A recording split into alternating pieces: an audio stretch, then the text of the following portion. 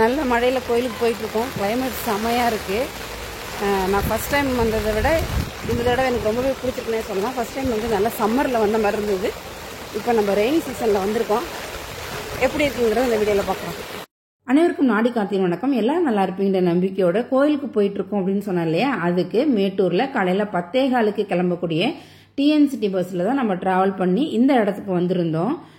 தமிழகத்திலிருந்து கர்நாடகா மாநிலத்தில் இருக்கக்கூடிய மலைப்பகுதியையும் கடந்து 18 கொண்டை ஊசி கொண்ட வளைவுகளையும் கடந்து இயற்கை சூழலோடு இருக்கக்கூடிய இந்த கோவிலுக்கு காலையில் 11:53 போல நடந்து இறங்கிட்டோம். நாங்கள் இறங்கினது வந்து கோவிலுக்கு பக்கத்திலே இருக்கக்கூடிய பேருந்து நிறுத்தத்தில் தான் இறங்கணும். இதுலேருந்து ஒரு 800 மீட்டருக்கு அப்புறம் தான் பேருந்து நிலையம் இருக்குது. நம்ம அங்கிருந்தும் நம்ம வரலாம் அப்படின்னு நான் சொல்லியிருந்தேன்.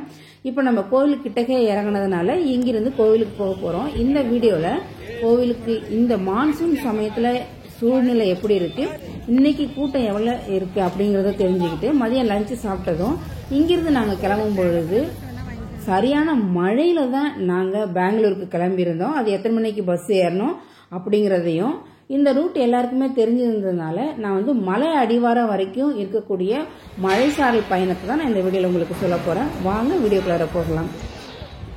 இந்த பகுதியிலையும் பூஜைக்கு தேவையான பொருட்கள் வாங்கக்கூடிய கடைகளில் நிறைய இருக்கிறத பார்க்க முடியுது.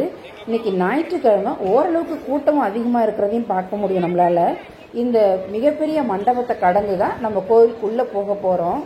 வெளியில் மேகம் வந்து எப்போ வேணாலும் மழை பெய்கிற மாதிரி ஒரு இருட்டான சூழ்நிலை இருக்கு. இந்த ஆப்போசிட்டில் தெரியக்கூடிய வழிபாதை தான் எம்எம் ஹில்ஸ் பேருந்து நிலையத்திலிருந்து வரக்கூடிய பாதை. இங்கிருந்துமே நம்ம மாதேஸ்வரன் சிலை அழகை பார்த்து ரசிக்க முடியும். அந்த மேகம் இருட்டான பகுதியில் அந்த சிலையினுடைய அழகு சூப்பராக இருக்குது. இங்கங்க மேகம் வந்து அப்படியே இருட்டாக இருக்கிறத பார்க்க முடியுது. பகல் 12 மணி ஆகுது. வெயிலுடைய தாக்கமே தெரியல. இந்த இடத்துல சிமெண்ட் கலவை பொருட்கள்லாம் பார்க்கும்பொழுது இந்த இடத்துல ஏதோ கட்டட வேலை நடக்குதுன்னு நினைக்கிறேன். அது எந்த இடத்துல என்ன மாற்றம் இருக்குன்னு பார்க்கலாம். நம்ம சொல்லிகிட்டே இருக்கும் பொழுதே கோபுரத்துக்கிட்ட வரும் பொழுது அப்படியே மழை தூறல் ஆரம்பிச்சிடுச்சு. இந்த அருமையான சூழலில் கோபுர தரிசனம் பார்க்கும் பொழுது சூப்பராகவே இருந்ததுன்னு சொல்லலாம். இந்த இடத்துல நிறைய கூட்டங்கள் இருக்கிறத பார்க்க முடியுது. இப்போ பார்த்துட்டு இருக்கிற இந்த இடத்துக்கும் பக்கத்தில் தான் நான் ஃபர்ஸ்ட் டைம் வந்தப்போ கிளாக் ரூம் இருந்தது. அந்த இடத்துல நாங்கள் திங்ஸை வச்சுருந்தோம். இந்த தடவை வந்து வேறு இடத்துல மாற்றிட்டேன்னு சொன்னாங்க. அதனால் நம்ம அதை நோக்கி நடந்துட்டு இருக்கிறோம். இப்போ அப்படியே மழை சாரல் வந்து கொஞ்சம் கொஞ்சமாக அதிகரிச்சுட்டே அப்படியே வருது. இப்போ நம்ம போயிட்டு இருக்கிற இந்த இடம் வந்து போஜன ஹாலுக்கு போகக்கூடிய பாதை. இந்த இடத்துல தான் கிளாக் ரூம் வந்து ஒரு டெம்பரவரியாக அமைச்சிருக்காங்க. அந்த இடத்துல நம்ம திங்ஸை வச்சுட்டு கோயிலுக்கு கிளம்பும் பொழுது நல்ல மழை வந்துருச்சு. இப்போ நம்ம கோவிலுக்கு உள்ளே போயிட்டு சிவனை வணங்கினதுக்கப்புறம் நந்தி பகவானையும் வணங்கிட்டு அதுக்கப்புறம் நம்ம வெளியில் வரும்பொழுது எப்படி இருக்குது அப்படிங்கிறத பார்க்கலாம். மழை அதிகமாக இருந்ததுனால நாங்கள் ஃப்ரீ தரிசனில் போகலை. 250 ரூபா டிக்கெட் எடுத்துகிட்டு நாங்கள் சீக்கிரமாகவே போய் சாமி கும்பிட்டு வந்துடலாம் அப்படின்னு சொல்லி நம்ம இப்போ லைனில் இருந்து சாமியும் பார்த்துட்டு ஒரு சூப்பரான தரிசனம் முடிஞ்சதுன்னே சொல்லலாம்.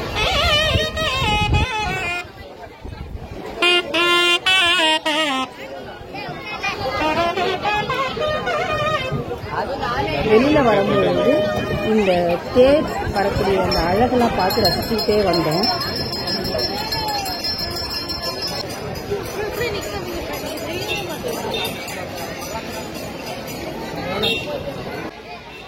ஒரு சூப்பரான தரிசனம் முடிச்சுட்டு நம்ம வெளியில் வரும்பொழுது மழை லேசாக விட்டுருந்தது. இப்போ லஞ்ச் டைம்ன்றதுனால நம்ம போஜன ஹாலுக்கு போய் சாப்பிட்டுட்டு அடுத்து நம்ம கிளம்ப போகிறோம். இந்த பகுதியில் புறாக்கள் வந்து நிறைய மேலே பறந்துட்டு இருக்கிறத பார்க்க முடியுது.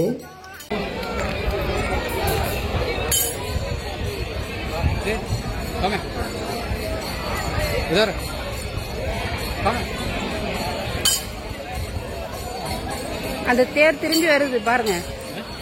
தேர் திரும்பி இங்கே வருது. அதுக்கு என்ன காரணம்னு சொன்னால் அந்த தேர் திரும்புகிற வரைக்கும் தான் நம்மளால் இந்த இடத்துல வந்து நடந்து வர முடியும். அதன் பிறகு பார்த்தீங்கன்னாக்கா கன்ஸ்ட்ரக்ஷன் ஒர்க் நடந்துட்டு இருக்கிறதுனால அந்த பகுதி எல்லாமே அடைச்சி வச்சுருந்தாங்க. நம்ம மாதேஸ்வரன் சிலையை பார்த்தோம் இல்லையா, அது ஒரு மலை மேலே தான் கட்டியிருக்காங்க. இந்த சிலையை நம்ம எந்த இடத்துல நின்று பார்த்தாலும் தெளிவாக அழகாக இருக்கிறத பார்க்க முடியும். Hello, gate number 7 1 hour later. இங்கிருந்து பாருங்களேன், அந்த மாதேஸ்வரன் சிலையை பார்க்க முடியுது. இப்போ நான் நின்றுட்டு இருக்கிற இடம் வந்து போஜன ஹாலுக்கும் ஆப்போசிட்ல இருக்கக்கூடிய கிளாத் ரூம்ல தான் நாங்கள் திங்ஸ் எடுத்துட்டு இருக்கோம். ஒரு பேக்குக்கு 10 ரூபா வாங்குறாங்க. இதுதான் போஜன ஹால். இந்த இடத்துல தான் நம்ம சாப்பிட்டு இருந்தோம். இப்போ நம்ம இங்கிருந்து கிளம்ப போறோம். பஸ் ஸ்டாண்டு வரதுக்குள்ள அடுத்த மழையும் வந்துருச்சு. மழையில கடையில் இருக்கக்கூடிய பொருள்களை நனையாம இருக்குன்றதுக்காக தார்பாய் போட்டு மூடி வச்சுருக்கிறத பார்த்துட்டு இருக்கோம். நம்ம தூரத்தில் நிழல் போல தெரியக்கூடிய அந்த கருமேகம் வந்து நல்ல மழை பெய்யறது தெரியுது. இங்கேயுமே நல்ல மழை தான். இப்போ நம்ம வந்து பஸ் ஏறத்துக்காக போயிட்டு இருக்கோம்.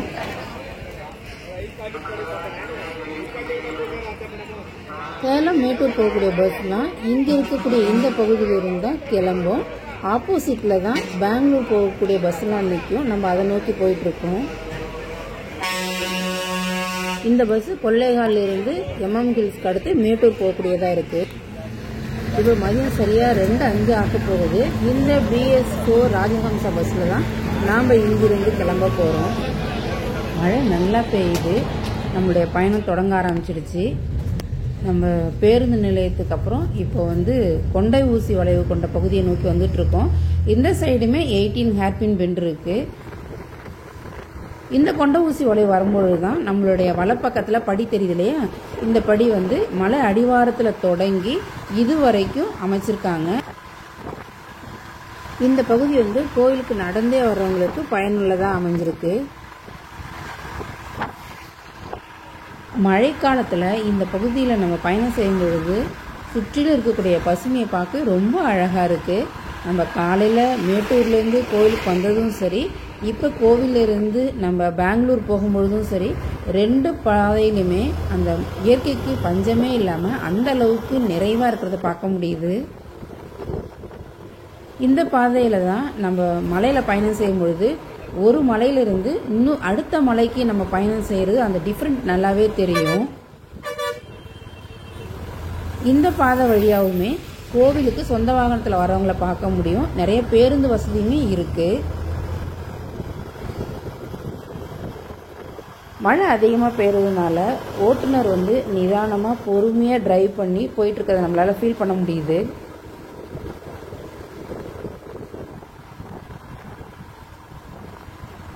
தொடர்ந்து மழை பெஞ்சிட்டே இருக்கிறதுனால சாலையில் தண்ணி ஓடிட்டு இருக்கிறத பார்க்க முடியுது. இந்த மாதிரி சமயத்தில் நம்ம டிரைவ் பண்ணிட்டு வரும்போது கவனமாக இருக்கணும். தூரத்தில் பாருங்க எவ்வளோ அழகாக அந்த மலை முகடுகளாக இருக்கிறத பார்க்க முடியுது. இந்த மலைப்பாதை வந்து ஒரு வழி பாதையாக தான் அமைஞ்சிருக்கு. இந்த பசுமையான பகுதியில் மஞ்சள் வண்ண பூக்கள் பூத்திருக்கிற இடம்லாம் பார்க்கறதுக்கு ரொம்ப அழகாக இருந்தது. 18 கொண்டை ஊசியில் நம்ம இப்போ 5வது கொண்டை ஊசி கடந்து வந்துட்டு இருக்கோம். அப்படி இருந்தும் கோவிலை சுற்றி இருக்கக்கூடிய கட்டடங்கள் எல்லாம் நம்மளால இந்த இடத்துல இருந்தே பார்க்க முடியுது.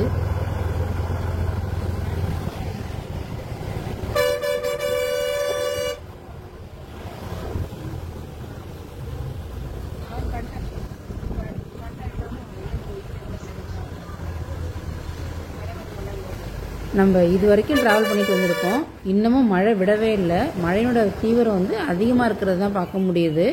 இந்த கொண்டை ஊசி வளைவு வரும்பொழுது நமக்கு முன்னாடி போன KST BS6 பஸ் வந்து நின்றுட்டு இருக்கிறத பார்த்துட்டு இருக்கோம். இந்த இடத்துல கொஞ்சம் டிராஃபிக் ஜாம் ஆயிருக்கு.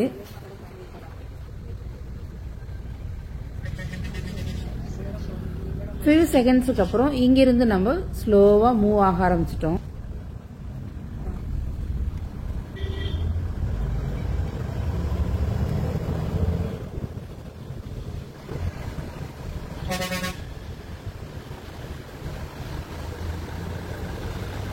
இந்த மலைப்பகுதியுமே எம்எம் ஹில்ஸ் வனவிலங்கு சரணாலயத்துக்கு உட்பட்டது. அடிவாரத்திலிருந்து கோவிலுக்கு வரக்கூடிய படி அமைப்பு இந்த இடத்துல வர்றதை நம்மளால பார்க்க முடியும்.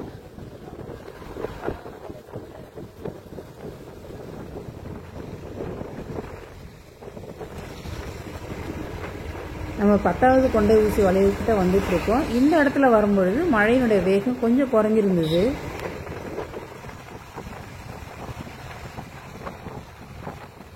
நமக்கு முன்னாடி ஒரு KST பஸ், 2 காரு, அதை ஃபாலோ பண்ணி நாம் இப்போ போயிட்டு இருக்கோம்.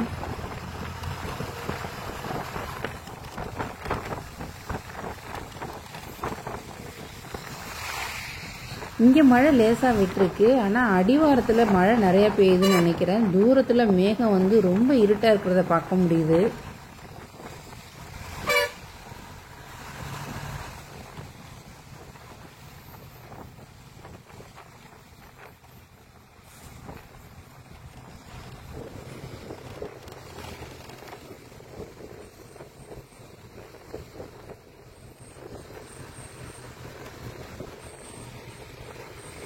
மழைக்காலத்தில் இயற்கையோடு சூழ்ந்து இருக்கக்கூடிய இந்த மாதேஸ்வரன் மலையில் அமைஞ்சிருக்கக்கூடிய இந்த கோவிலுக்கு வர பேருந்து மூலமாகவோ சொந்த வாகனத்தில் நடந்தே வர்றதெல்லாம் நம்ம பார்த்துருப்போம். இன்னமும் பழமை மாறாமல் அந்த மாட்டு வண்டியில் அந்த பயணத்தை தொடங்கி கோயிலுக்கு வர்றதை நம்மளால் பார்க்க முடியுது.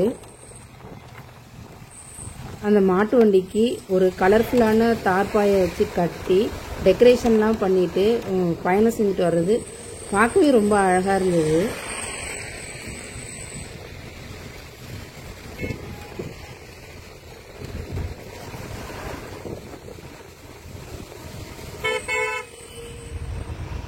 மழையோட சத்தம் எப்படி கேட்குது பாருங்களேன். அந்த அளவுக்கு வேகமாக மழை பெய்யுது.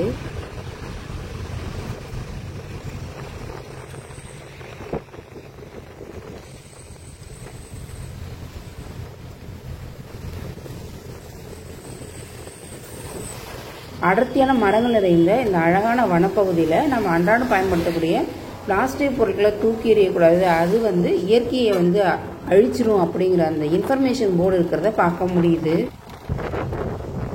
அப்படியே நான் உங்களுக்கு கேமராவை பின்னாடி திருப்பி காமிக்கிறேன். நமக்கு அப்புறம் எத்தனை வாகனங்கள் நம்மளை ஃபாலோ பண்ணிட்டு வருதுன்னு பாருங்க.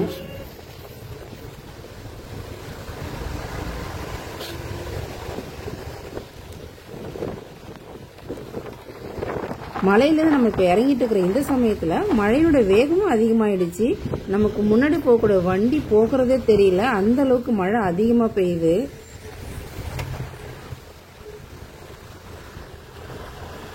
இப்போ நம்ம ட்ராவல் பண்ணிட்டு இருக்க ராஜஹம்சா பஸ்ஸில் எம்எம் ஹில்ஸ்ல இருந்து பெங்களூர் வரைக்கும் ஒரு ஆளுக்கு டிக்கெட் ஃபேர் 370.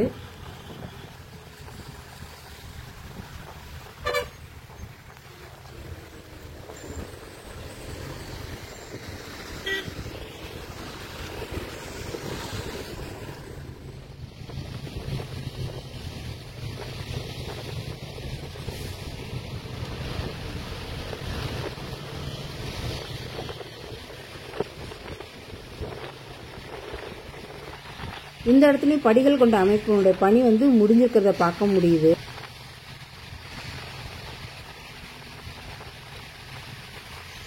ஃபிஃப்டீன்த் ஹேர்பின் பெண்டுகிட்ட கிட்ட வந்துட்டு இருக்கோம். இங்கே வரும்போது மழை விட்டுருந்தது, ஆனால் மழை பெய்யாமல் அந்த மிஸ்ட் வந்து அழகாக மலையை தொட்டுட்டு கடந்து போகிறது பார்க்க அழகாக இருந்தது. இப்போ கூட நம்ம மேகத்துக்கு உள்ளர தான் ட்ராவல் பண்ணிட்டு இருக்கிற மாதிரி இருக்கு. ரெண்டு மலைக்கு இடையில மேகம் வந்து அப்படியே பக்கத்தில் நம்ம கைக்கு எட்டின தூரத்தில் இருக்கிற மாதிரியே இருக்குது பார்க்கறதுக்கு.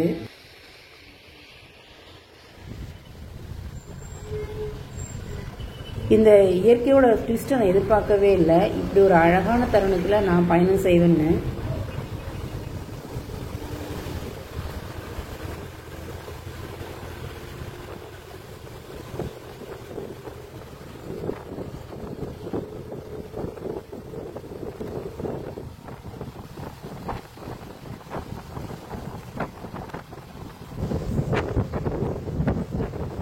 ஹாஃப் அன் ஹவருக்கு மேலே நம்ம ட்ராவல் பண்ணிட்டு வந்திருக்கோம். இப்போ தான் எதிர்புறத்தில் சேலத்துக்கு போகக்கூடிய டிஎன்சிடி பஸ் வந்துட்டு இருக்கிறத பார்த்தோம்.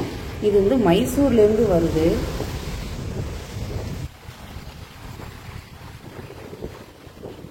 மலை எந்த இடத்துல ஆரம்பிக்குது முடியுதுன்னே தெரியல.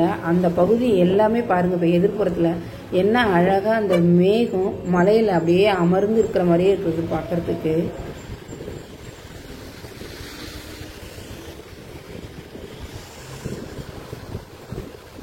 மறுபடியும் இப்போ மழை அதிகமாக பெய்ய ஆரம்பிச்சிடுச்சு.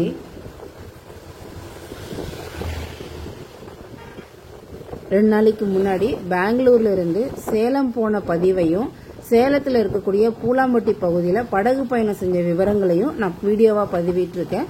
அது மட்டும் இல்லை, இன்னைக்கு காலையில் நான் டிஎன்சிடி பஸ்ஸில் தான் எம்எம் ஹில்ஸுக்கு ட்ராவல் பண்ணி மேட்டூர்லேருந்து வந்திருந்தேன். அந்த வீடியோவையும் நான் அப்லோட் பண்ணியிருக்கேன். இந்த வீடியோவெல்லாம் பார்க்காதவங்களுக்கு டிஸ்கிரிப்ஷனில் அதற்கான லிங்க் நான் தரேன்.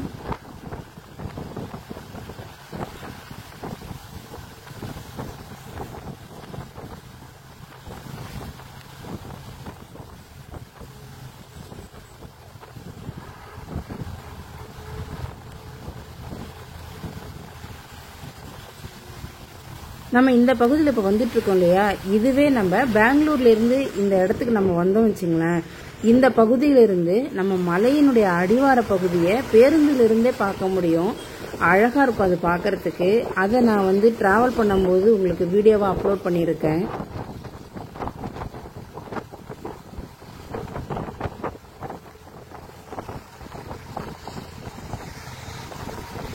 இவ்வளவு நேரம் நம்ம மழையில பயணம் செஞ்சுட்டு வந்திருந்தோம் இல்லையா, அங்கங்க மழை சில இடத்துல சாரலாவும் அதிகமாகவும் இருந்தது நம்ம கவனிச்சோம். இந்த இடத்துல வரும்பொழுது தூரத்துல பாருங்களேன், மேகம் மலையை தொட்டுட்டு போகும்பொழுது அந்த வெண்மேகம் பார்க்கறதுக்கு அழகா இருந்தது. ஒரு சைடு மலையினுடைய பக்கத்துல பாத்தீங்கன்னா கருமேகமும், இன்னொரு பக்கம் வெண்மேகம் அப்படியே அழகா போகிறத பார்க்க முடிஞ்சது.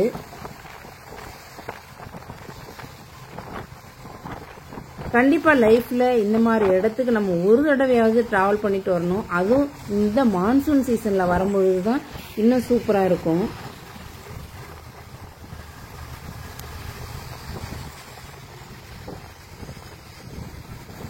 எனக்கு இந்த மாதிரி சமயத்தெல்லாம் டிராவல் பண்றது ரொம்பவே பிடிக்கும். உங்களுக்கும் இந்த வீடியோ பிடிச்சிருக்கலாம்னு நம்புறேன்.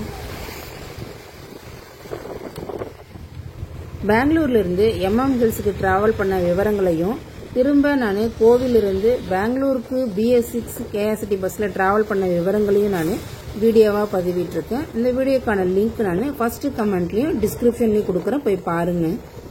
சம்மர்ல இந்த இடம் எப்படி இருந்தது அப்படிங்கறத அந்த வீடியோல நான் சொல்லியிருக்கேன். வாவ், இந்த இடம்லாம் பார்க்கறதுக்கு ரொம்ப சூப்பரா இருந்தது. அப்படியே நம்ம கொண்டை ஊசி வளைவுல கீழே இறங்கும் பொழுதும் சரி, நம்ம தொடர்ந்து பயணம் செய்யும் பொழுதும் நமக்கு முன்னாடியும் பின்னாடியும் நிறைய கார்கள் வரதையும் பார்க்க முடியுது. மேகம் நம்மளுடைய தொடர்ந்து அந்த மலையோட பயணம் செய்யறது சூப்பரா இருந்தது.